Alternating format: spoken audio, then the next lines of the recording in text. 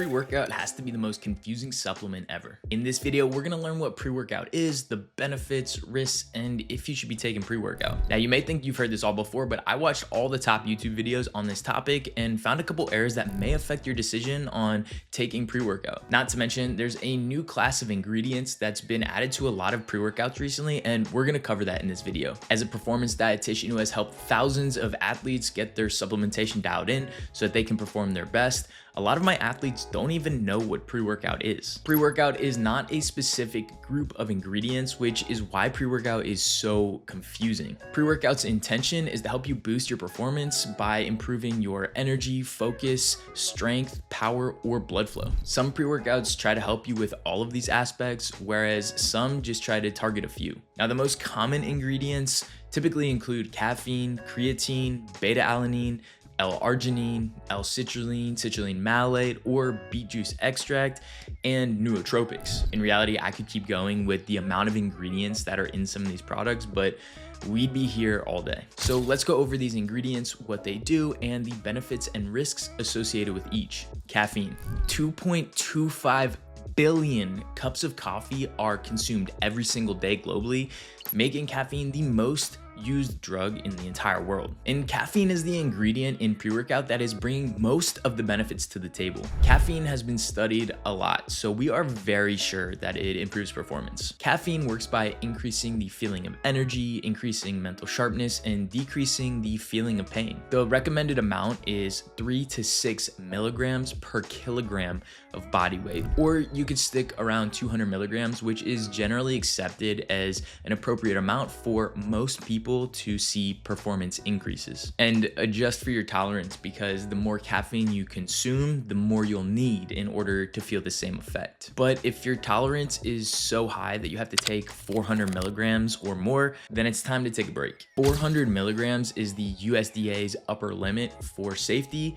from the negative side effects on your heart. Now, if you consume 400 milligrams one time, it's not that big of a deal. But if you consume more than that all the time, then you're definitely putting yourself at risk. On the other hand, if you've ever taken too much caffeine for your tolerance, then you've probably noticed some of the nastier side effects like the jitters, a feeling of anxiety, or even an increase in your blood pressure. Taking too much caffeine all the time can put you at risk for hurting your heart, but even with smaller amounts, we can worsen our sleep. That's because it takes 6 to 8 hours for caffeine to break down into half the amount you've taken. So if you take caffeine at 5 p.m. before an evening workout, you still have half of it in your system by 11 p.m., which could make it hard to sleep. And for performance, sleep is more important. So overall, we like caffeine when used correctly, but what about the other ingredients in pre-workout? Creatine. Creatine is the most studied supplement on planet Earth, and not every pre-workout has creatine in it, but many do. Creatine works by giving your body a really fast way to make more energy. This means it is very helpful if your sport involves strength or power, or in other words, lifting weights, sprinting, or any other short, fast movements. Creatine probably won't help you if you just do long distance running, swimming, or biking. Now, some people get concerned with creatine causing weight gain, and yes, it will make your body hold a little bit more water and gain about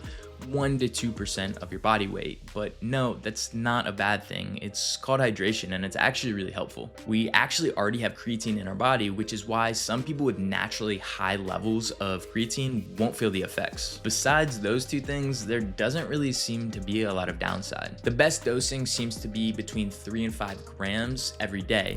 And if your pre-workout doesn't have this amount or doesn't have it at all, then I would recommend taking this on the side if your sport falls into the categories we mentioned, because it seems to be really effective. Also, there's no need to do a loading phase or to stop taking it for a period of time. Beta-alanine. This is the ingredient that gives you that weird tingly feeling. Beta-alanine works by reducing the acid in your muscles, and that acid makes you feel fatigued. So if we have less acid, we're gonna feel better for longer. Beta-alanine is best in situations that switch from high intensity to low intensity. Think about something like soccer or basketball, where you jog, then you sprint, and then you jog again. So if you're lifting weights or running long distances, you don't need this ingredient. Otherwise, it could benefit your performance. The recommended dose of beta-alanine is 3 to 6 grams per day. Taking high doses, even within this range, can cause nausea. Like I mentioned before, beta-alanine is that ingredient that causes that weird tingly feeling. So if you get nauseous or you don't like that tingly feeling, then find a pre-workout with less beta-alanine in it. And so if beta-alanine gives you the tingles, what gives you the pump? Nitric oxide boosters like L-arginine, L-citrulline, citrulline malate, and beet juice extract. These we're bunching together because they're there for the same reason. These ingredients work by opening up your blood vessels so that you can have greater blood flow. This allows your body to get more energy and oxygen to the working muscles so that you can go harder for longer. The research on these ingredients is really mixed.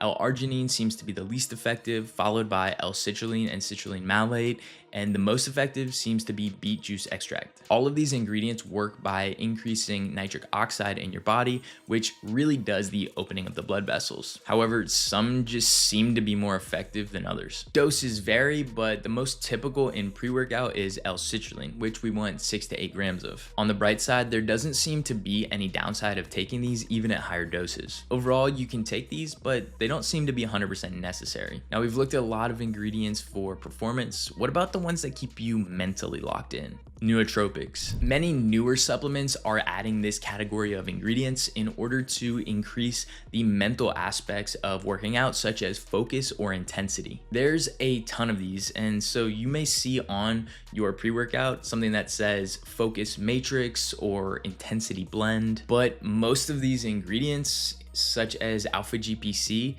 don't have a lot of data to support the claims that they work. That being said, as long as you're not taking too much of these, there doesn't really seem to be a lot of downside. Side effects for taking too much could be nausea, dizziness, restlessness, or others depending on which nootropic you're taking. Nootropics are also very new, so if you feel like they help, then go for it. Otherwise, don't feel like you need these. Now, you may have heard that supplements are completely unregulated, and while that's not exactly right, there is some truth to it. Supplements only get looked at after negative side effects have been reported. That means your supplement could have a dangerous ingredient or be contaminated with heavy metals, and nobody knows until somebody, possibly you, gets hurt. There is one way to ensure your safety though: third-party testing. Essentially, there's a couple companies that get paid to ensure that products are safe, and they check every batch of that supplement. So when you go and buy pre-workout, look for third-party testing labels such as NSF Certified for Sport, Informed Choice, USP, or BSCG. Here are some of my favorite pre-workouts that are third-party tested: Podium Fuse or Podium Athlete, Chris Bumstead's Raw Essential pre-workout, and BPN Flight pre-workout. So if you're still deciding on whether or not to take pre-workout, here's what I tell my athletes. If you lift weights, are doing some kind of explosive exercise such as HIIT or calisthenics, or you play a sport like soccer or basketball, then you may get some benefit from taking pre-workout. No matter what your sport is, caffeine is always a good idea, unless taking it means you'd have to take it later in the day, and that would affect your sleep. At the end of the day, pre-workout is not the most important factor for your performance, and it will really only help once your nutrition is dialed in with a couple of very specific things. Watch this video so you don't focus on the wrong things. I'll see you there.